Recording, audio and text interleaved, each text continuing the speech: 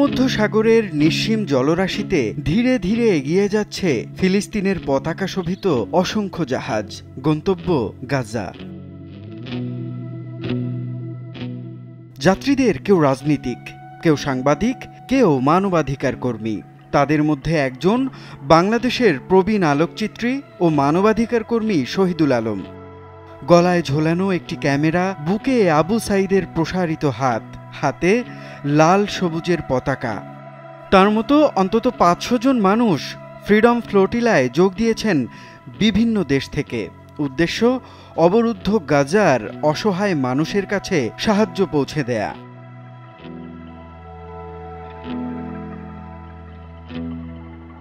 এই অভিযান গত ১৫ বছরেরও বেশি সময় ধরে চলা এক আন্দোলনের সর্বশেষ অধ্যায়, যা ইসরায়েলের দীর্ঘস্থায়ী গাজা অবরোধের বিরুদ্ধে প্রবল চাপ তৈরি করেছে। পথটা সহজ ছিল না কখনোই। ২০২৫ সালের শুরুর দিকে কনসিয়েন্স নামের এক জাহাজ মাল্টার কাছে বিস্ফোরণের শিকার হয়। জুনে মাদলিন জাহাজ আটক হয়। আটক করা হয় সুইডিশ মানবাধিকার কর্মী গ্রেটা থুনবার্গ ও ফরাসি ইউরোপীয় পার্লামেন্ট সদস্য রিমা হাসানকে। ইসরায়েলি বাহিনী আন্তর্জাতিক জলসীমায় রাসায়নিক স্প্রে ব্যবহার করে তাদের আটক করে। জুলাইয়ে একই ভাগ্য বরণ করতে হয় হান্দালা জাহাজকে। ফ্রিডম ফ্লোটিলার যাত্রা শুরু হয় ২০১০ সালে। ২০০৭ সালে হামাস গাজার নিয়ন্ত্রণ নেওয়ার পর ইসরায়েল কঠোর নৌ অবরোধ আরোপ করে। সমুদ্রপথে বাণিজ্য ও যাতায়াত কার্যত বন্ধ হয়ে যায়। ২০ লাখ মানুষ এক খোলা কারাগারে বসবাস করতে বাধ্য হন।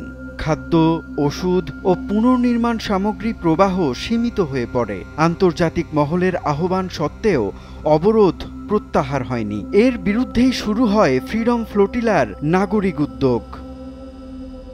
এখান থেকেই বিশেষ আলোচনায় আসে মিডিয়া ফ্লোটিলা ধারণাটি। গাজায় ইসরায়েলের অবরোধকে চ্যালেঞ্জ জানাতে সাংবাদিক ও মানবাধিকার কর্মীরা এর আয়োজন করেন। সাহায্যগামী নৌবহর যেখানে মানবিক সহায়তা পৌঁছে দেয়ায় মনোযোগী, সেখানে মিডিয়া ফ্লোটিলার লক্ষ্য মূলত তথ্যের অবরোধ ভাঙা। ইসরায়েল অধিকাংশ বিদেশি সাংবাদিককে গাজায় প্রবেশে বাধা দেয়। অংশগ্রহণকারীরা সরাসরি উপকূলে পৌঁছে সেখানকার বাস্তব পরিস্থিতি তুলে ধরতে চান। এই মিশনগুলো সমন্বয় করে ফ্রিডম ফ্লোটিলা কোয়ালিশন, যা বিভিন্ন নাগরিক সমাজের বৈশ্বিক নেটওয়ার্ক। ২০১০ সালের ৩১ মে সকালে গাজা ফ্রিডম ফ্লোটিলা বহরে থাকা ৬টি জাহাজ আন্তর্জাতিক জলসীমায় গাজার দিকে অগ্রসর হচ্ছিল। প্রায় ৬০০ যাত্রী ছিলেন এর মধ্যে, যাদের নেতৃত্বে ছিল তুরস্কের মানবাধিকার সংস্থা IHH ও ফ্রি গাজা মুভমেন্ট। তারা খাদ্য, ওষুধ, গৃহনির্মাণ সামগ্রী বহন করছিলেন।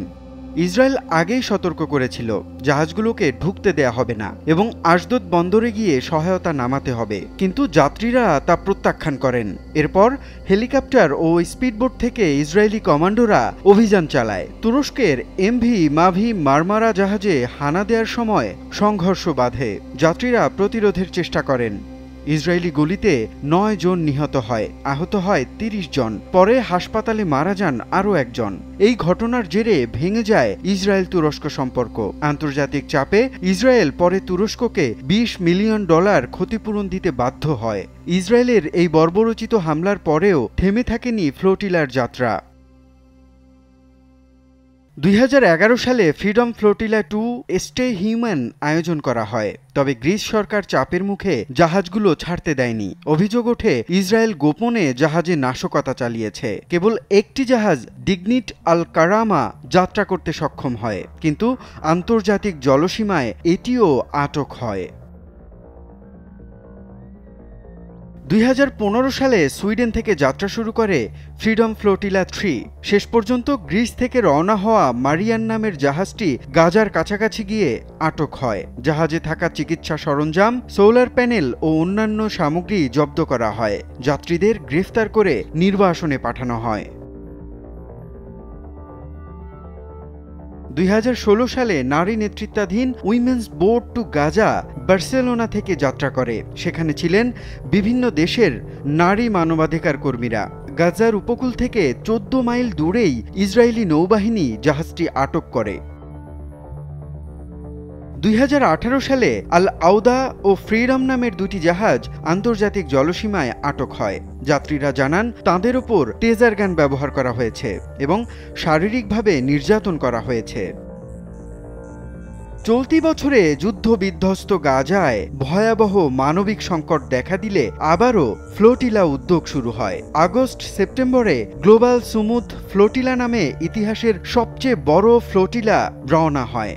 40টিরও বেশি জাহাজ, 44টি দেশের প্রায় 500 প্রতিনিধি নিয়ে এই বহর হয়ে ওঠে ইতিহাসের সবচেয়ে বড় বেসামরিক সামুদ্রিক মানবিক mission. We are very happy because yesterday we joined the rest of the boats coming from Italy, Spain and Tunisia. Italy, Tunisia ও গ্রিস থেকে ধাপে ধাপে জাহাজগুলো যাত্রা শুরু করে। পথে ড্রোন হামলা, অগ্নিকাণ্ড ও বিলম্ব সত্ত্বেও বহরটি গাজার দিকে অগ্রসর হতে থাকে। 2007 সালের অবরোধ থেকে শুরু করে 2010 সালের মাভি মারমারা হামলা এবং চলমান সংকটে ফ্রিডম ফ্লোটিলার প্রতিরোধ আন্দোলন হয়ে উঠেছে বিশ্ব নাগরিক নেতৃত্বের এক বিরল প্রতীক। প্রতিবারই সামরিক শক্তির বাধা এসেছে, রক্ত ঝরেছে, আটক ও নির্বাসনের মতো ঘটনা ঘটেছে, কিন্তু ফ্লোটিলার জাহাজগুলো গাজার গন্তব্য থেকে সরে দাঁড়ায়নি। ফিলিস্তিনের প্রতি ইসরায়েলের অবৈধ অবরোধের শিকল ভাঙতে ফ্রিডম ফ্লোটিলার এই যাত্রা হয়ে উঠতে পারে ফিলিস্তিনি রাষ্ট্র প্রতিষ্ঠার পক্ষে অন্যতম গুরুত্বপূর্ণ পদক্ষেপ।